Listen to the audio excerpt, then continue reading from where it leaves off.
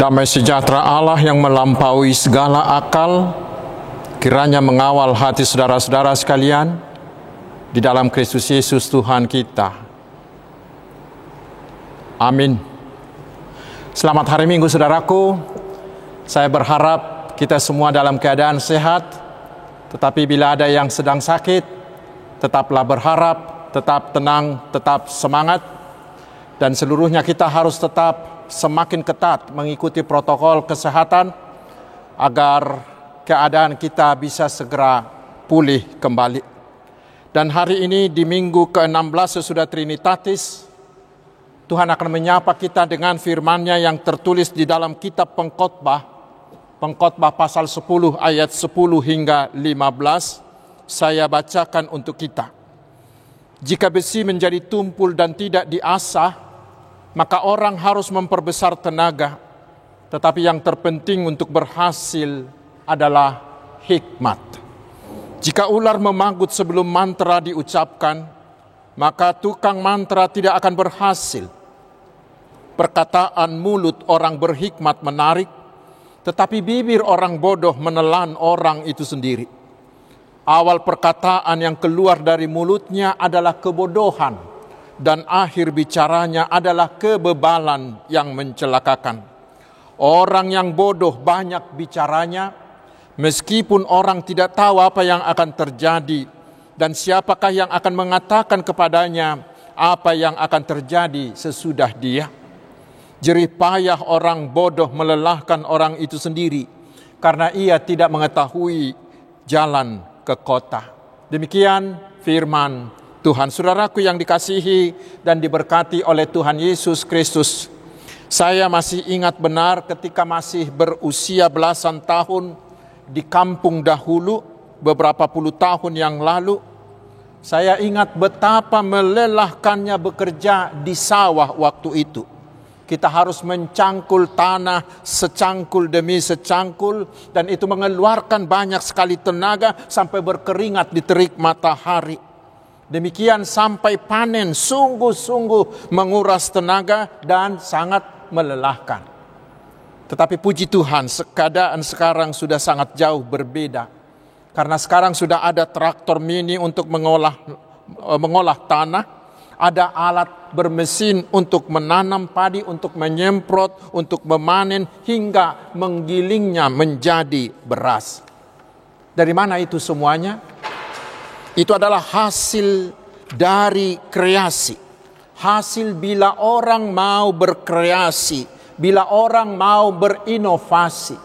Inovasi yang dihasilkan itu membuat banyak pekerjaan dapat dilakukan dengan mudah dan mengurangi banyak tenaga dan banyak waktu dan banyak dana.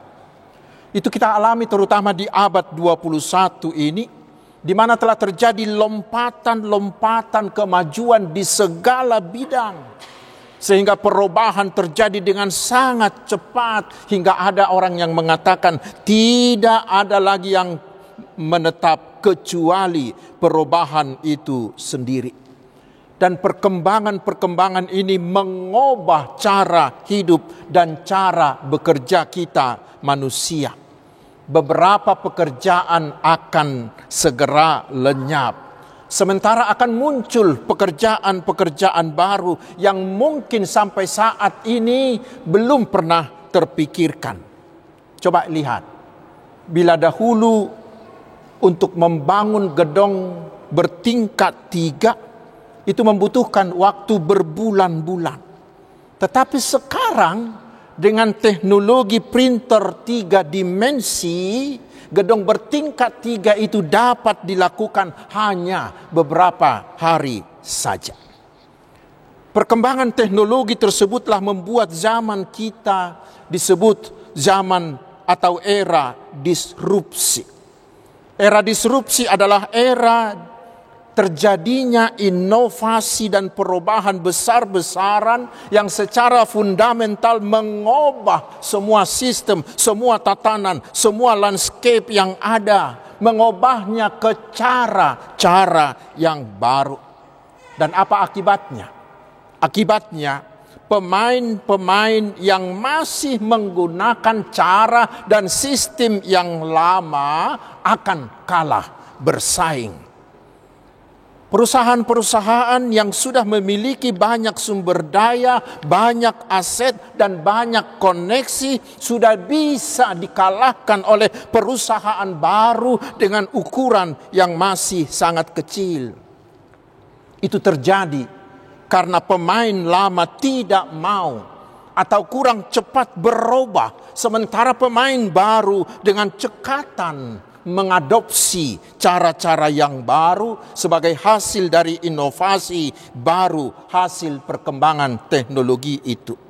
Karena itulah Bapak Renaldi Casali dalam bukunya Tomorrow is Today mengatakan bahwa kematian sebuah merek yang dahulunya sangat terkenal adalah karena kegagalan mereka membaca masa depan, kegagalan mereka mengantisipasi dan merespon perubahan-perubahan.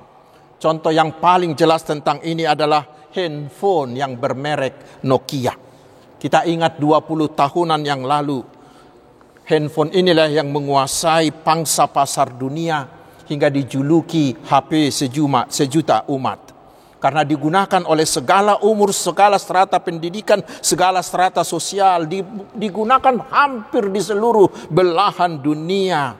Tetapi apa yang terjadi beberapa tahun kemudian, apa yang terjadi sekarang saudaraku, mencari barang bekasnya HP Nokia itu sudah sangat sulit, bahkan sudah dianggap sebagai barang antik. Mengapa itu bisa terjadi?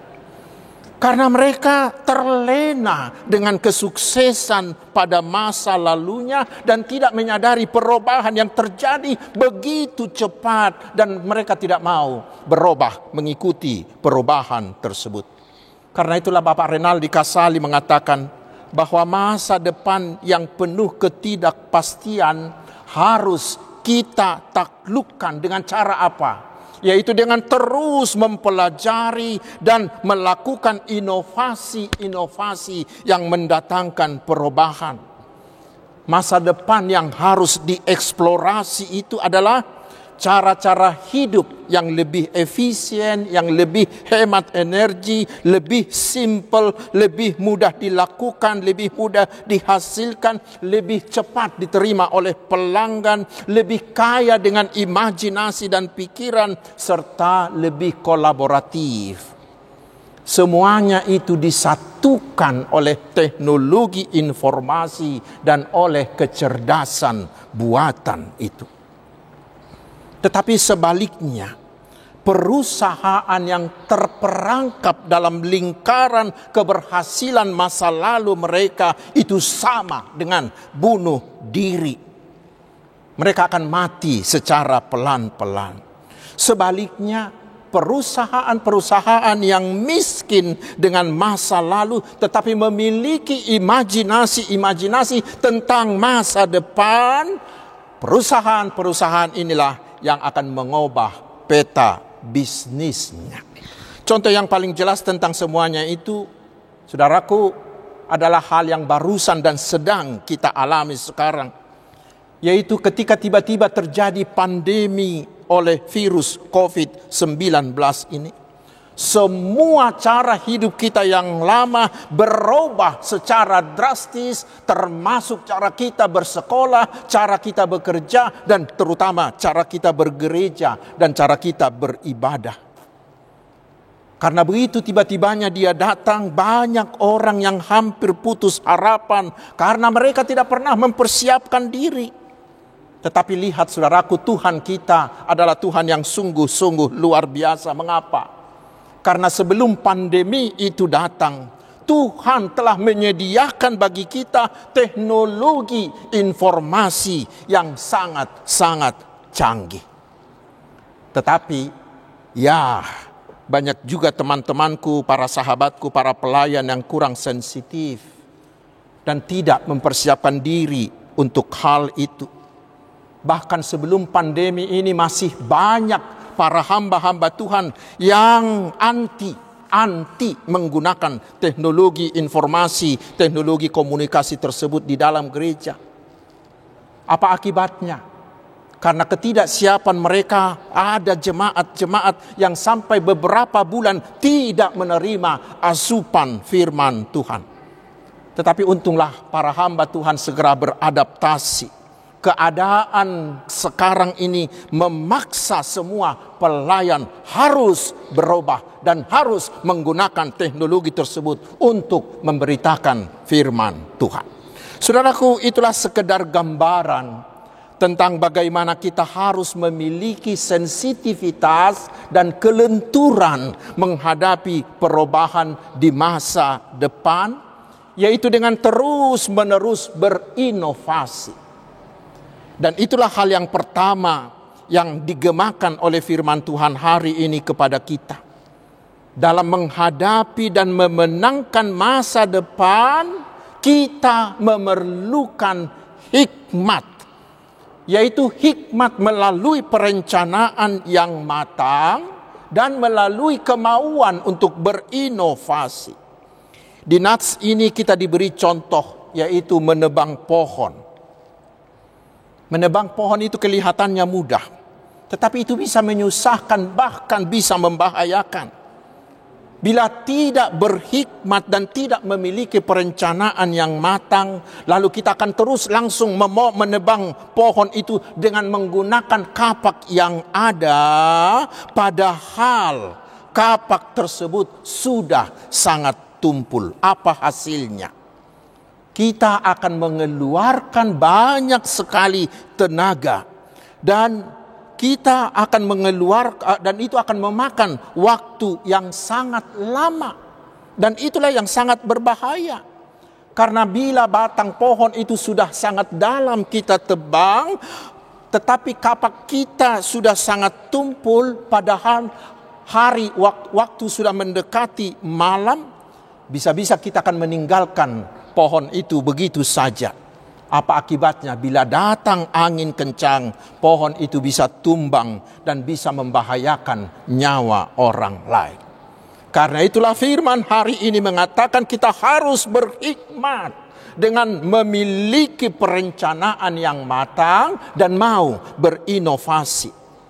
Karena itu sebaiknya dikatakan sebelum memulai menebang pohon itu, kapak itu kita asah dulu dengan baik sehingga dia sangat tajam.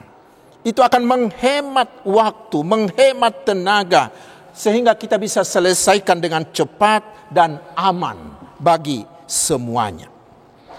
Bapak Abraham Lincoln pernah mengatakan begini, bila saya punya waktu 6 jam untuk menebang sebuah pohon, maka saya harus gunakan 1 jam pertama untuk mengasah kapak sehingga nanti mudah dan cepat menebang pohon itu. Bila saya memiliki 6 jam waktu untuk menebang sebuah pohon, maka saya akan menggunakan 1 jam pertama untuk mengasah kapak saya sehingga nanti mudah dan cepat menebangnya. Saudaraku yang terberkati oleh Tuhan, di zaman kita sekarang, mengasah kapak itu adalah kemauan untuk terus-menerus belajar, untuk menemukan inovasi-inovasi, untuk menemukan penemuan-penemuan yang baru, yang dapat membuat segala sesuatu menjadi mudah dikerjakan, dapat dengan mudah, dengan cepat, dengan efisien, hemat waktu, hemat tenaga, hemat daya, dan hemat dana kita. Karena itulah kita juga diajak agar kita bisa memenangkan masa depan yang penuh ketidakpastian dan yang cepat berubah ini. Kita harus mau terus belajar dan belajar. Kita harus memiliki daya lentur sehingga bisa cepat beradaptasi dengan segala perubahan. Ada orang mengatakan, jangan pernah berhenti belajar. Ketika kita berhenti belajar, kita akan berhenti bertumbuh. Ketika kita berhenti belajar, kita akan berhenti bertumbuh. Jangan seperti si tikus bodoh. Tikus bodoh. Di buku Who Moved My Cheese. Saudara-saudara pasti pernah membaca buku ini. Buku ini sangat terkenal beberapa tahun yang lalu. Ceritanya begini. Ada 2 ekor tikus yang selalu mendapat keju di sebuah gudang restoran. Setiap hari mereka berdua berjalan menggunakan jalan yang sama untuk mendapatkan keju itu, dan keduanya tetap tenang. Tetapi pada suatu hari, si pemilik restoran memindahkan tempat keju itu, dan mereka, si tikus yang 2 itu, tidak mengetahui jalan ke sana. Lalu apa yang terjadi?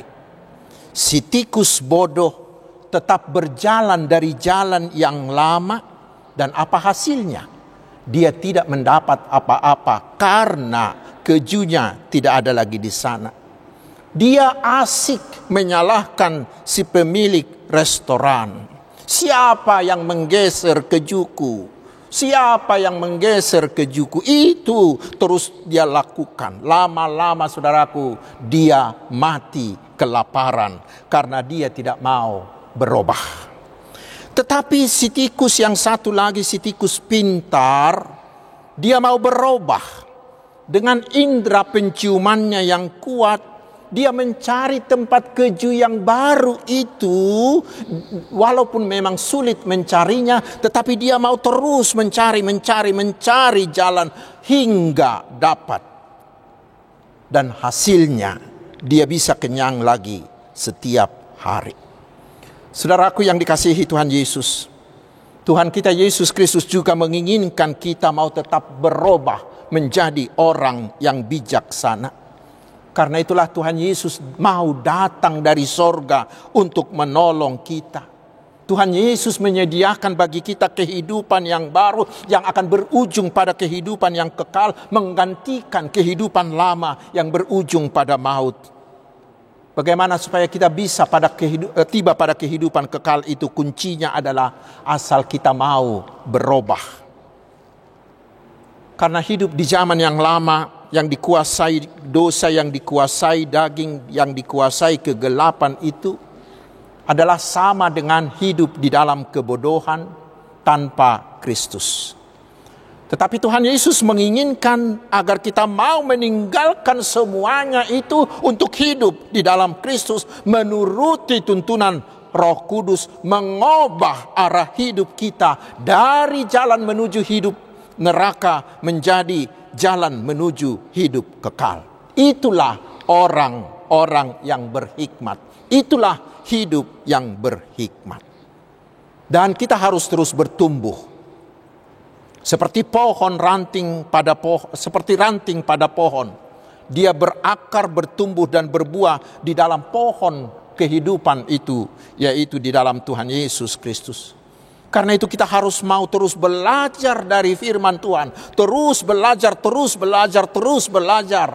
Seperti yang dilakukan oleh Tuhan Yesus di epistel yang kita baca tadi. Yesus mau ditinggalkan oleh ayah bundanya karena dia mau terus belajar di bait Allah dari tua-tua Israel. Itu yang membuat kita akan semakin berhikmat. Dan dengan hikmat tersebut kita bisa memenangkan masa depan. Dan ini harus kita lakukan di segala bidang kehidupan kita. Baik di studi, di usaha, di bisnis, maupun di tengah-tengah keluarga kita. Terutama saudaraku dalam pelayanan gereja. Kita harus mau terus belajar. Kita harus mau terus mengadaptasi penemuan-penemuan baru untuk menciptakan bentuk-bentuk pelayanan yang baru. Karena itu kepada saudara-saudaraku, hamba-hamba Tuhan, terutama yang masih berusia muda, mari saudaraku teruslah berinovasi agar tugas pelayanan dapat menjadi efisien, menjadi hemat dalam daya, dalam dana, dalam waktu dan dalam daya kita. Inovasi seperti itu akan berhasil guna tinggi dan akan bisa menjangkau lebih banyak jiwa-jiwa lagi. Demikian juga di dalam usaha, di dalam bisnis. Juga dalam menjalankan roda keluarga kita. Semuanya kita harus mau berubah. mau beradaptasi pada keadaan baru yang lebih efektif, lebih efisien, sehingga kita bisa memenangkan masa depan. Itu yang pertama yang diserukan firman hari ini. Dan yang kedua adalah di ayat 12 hingga ayat 14, firman Tuhan hari ini mengajar kita agar kita juga berhikmat dalam menggunakan mulut, menggunakan bibir, menggunakan lidah dan perkataan kita. Karena orang yang tidak berhikmat itu akan selalu merasa dirinya lebih hebat, lebih pintar, lebih benar, dan menganggap orang lain itu lebih bodoh dari dia. Padahal sebenarnya dialah yang lebih bodoh, yang paling bodoh, karena wawasannya sempit, dia picik seperti katak di bawah tempurung. Dan kepicikan itulah yang membuat dia menjadi banyak bicara. Tetapi semua perkataannya adalah omong kosong. Dia membual, ngaur, dan perkataannya tidak berisi. Perkataan-perkataan seperti itu sering menyakitkan hati orang lain dan bisa merusak hubungan.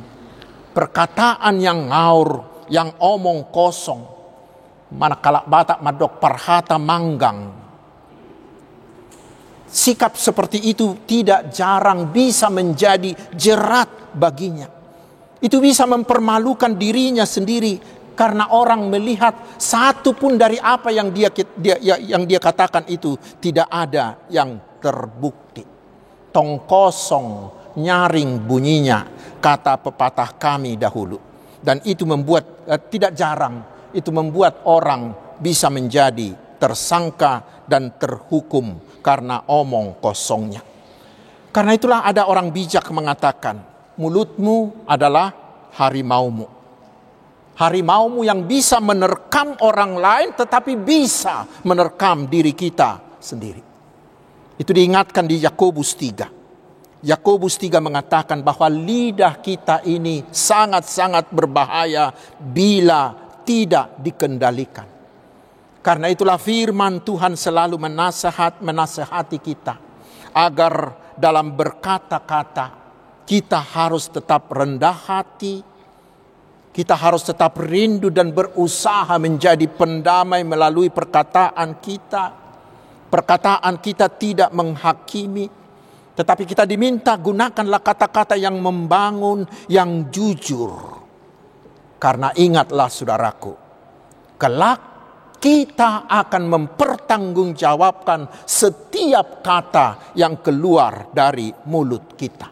Kita baca di Matius 12 ayat 36 hingga ayat 37. Karena itulah kita harus memberi diri kita dikendalikan oleh hikmat yang dari Allah, sehingga seluruh perkataan kita menjadi perkataan yang bermakna, perkataan yang membangun, perkataan yang menyemangati, perkataan yang menyejukkan, bahkan yang menguatkan orang lain.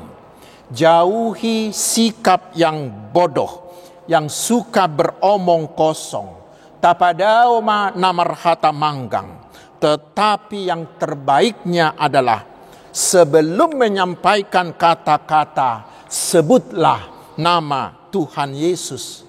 Sehingga Roh Kudus Tuhan Yesus akan menuntun hati kita, menuntun bibir kita, menuntun lidah kita untuk mengucapkan kata-kata yang membangun.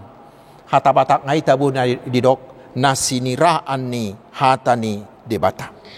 Terutama di zaman komunikasi yang canggih ini, saudaraku. Mari kita semakin bertanggung jawab, berhati-hati dalam menyampaikan kata-kata. Karena tidak sedikit orang yang mendapat masalah, bahkan harus masuk penjara karena kata-katanya sendiri yang diucapkan mulutnya atau yang diketikkan oleh jari-jarinya.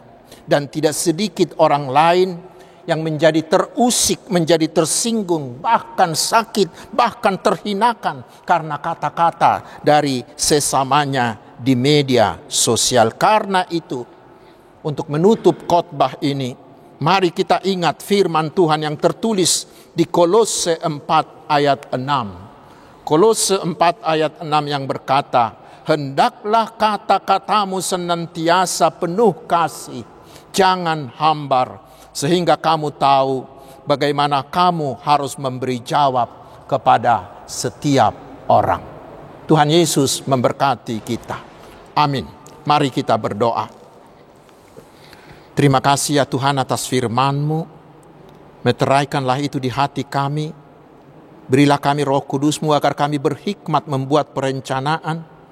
Dan kami mau bersikap lentur dan cepat beradaptasi pada perubahan yang sangat cepat terjadi sekarang dan di masa yang akan datang. Kami mau terus belajar menemukan bentuk pelayanan yang inovatif dan adaptif pada perkembangan zaman. Dan kami berhikmat menggunakan mulut bibir kami agar kami menjadi kemuliaan bagi-Mu dan menjadi berkat bagi sesama kami.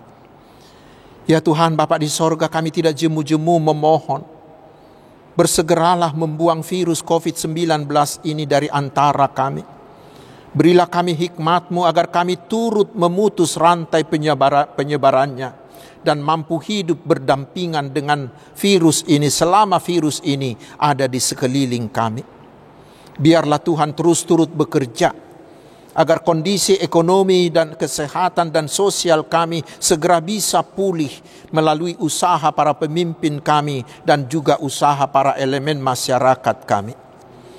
Ya Tuhan yang maha kasih, curahkanlah berkat-Mu atas kami. Beri kami hati yang terus bersuka cita dan bersemangat. Beri kami juga kesehatan jauh dari segala penyakit. Berilah kami keluarga yang harmonis. Beri juga kami mata pencaharian yang cukup. Beri kami juga hati yang rajin dan bersemangat dalam belajar dan bekerja. Kami mohon Tuhan, sembuhkanlah mereka yang sakit. Kuatkanlah hati yang risau dan gelisah. Hiburkanlah hati mereka yang bersedih. Berikanlah jalan keluar bagi mereka yang mengalami pergumulan. Tetapi jagailah mereka yang bersuka cita, agar mereka tetap bersuka cita di dalam Tuhan. Ya Tuhan, berkati dan berilah hikmat-Mu bagi semua hamba-hamba-Mu, sehingga hamba-hamba-Mu semakin kreatif dan semakin inovatif dalam pelayanan di situasi pandemi ini. Sehingga iman umat-Mu tetap terjaga, bahkan semakin bertumbuh melalui pelayanan para hamba-Mu. Berkatilah juga semua usaha penginjilan di seluruh dunia, agar kerajaan-Mu semakin meluas. Terima kasih Bapa di sorga. Terpujilah nama-Mu, Bapa yang kekal, Bapa yang maha kuasa dan maha kasih, yang sanggup memberikan melebihi dari apa yang kami doakan. Di dalam nama Tuhan Yesus kami berdoa. Amin.